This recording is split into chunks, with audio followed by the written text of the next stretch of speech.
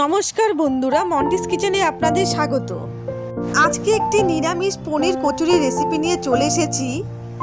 খেতে ভীষণ স্বাদ, ঘরে একবার ট্রাই করে দেখতে পারেন। আপনাদের কাছে পুরো ভিডিওটা দেখার অনুরোধ রইল।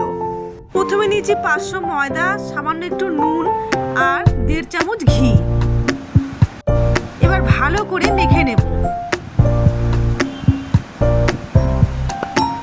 দেখুন আমার ময়ামটা দেওয়া হয়ে গেছে, কত সুন্দর হয়েছে।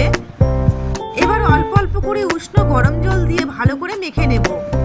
বেশি নরমও করবেন না, বেশি শক্তও করবেন না, যদি সফট হয়। এবার সামান্য একটু ঘি দিয়ে মেখে 2 থেকে 3 মিনিট রেখে দেব।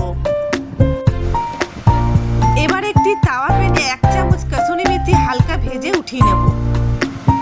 এবার একটু গোটা মশলা নিয়ে নেব জিরে, ধনে, মৌরি আর শুকনো লঙ্কা ভেজে এটাকে গুঁড়ো করে নেব।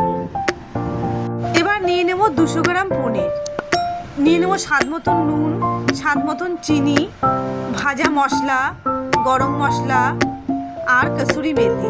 ভালো করে হাত দিয়ে ডলে ডলে মেখে নেব। এটা আমার ঘরের তৈরি পনির। দিয়ে দেবো স্বাদ মতন লঙ্কার গুঁড়ো, ঝালটা আপনারা আপনাদের পছন্দ মতন দেবেন। ব্যাস হয়ে গেছে আমার। 3 মিনিট হয়ে গেছে। ময়দাটাকে আবার ভালো করে মেখে নেব আর ছোট ছোট করে লেচি কেটে নেব। ব্যাস আমার সব কটা হয়ে গেছে। আমি দেখিয়ে দিচ্ছি একটা আপনাদেরকে। এরকম করে হাত দিয়ে দেখুন, এরকম করে ছোট একটা বাটির শেপে করে নেবেন। তারপরে মুখটা দিয়ে ভালো করে মুখটা বন্ধ করে নেবেন। ব্যাস হয়ে গেছে। আমি আরেকটা দেখিয়ে দিচ্ছি। ব্যাস হয়ে গেছে আমার। প্রত্যেক কটা করে নিয়েছি আমি। এবার সাদা তেল দিয়ে ভালো করে আস্তে আস্তে বেলবেন। প্রত্যেক কটা আমি এরকম করে বেলে নেব।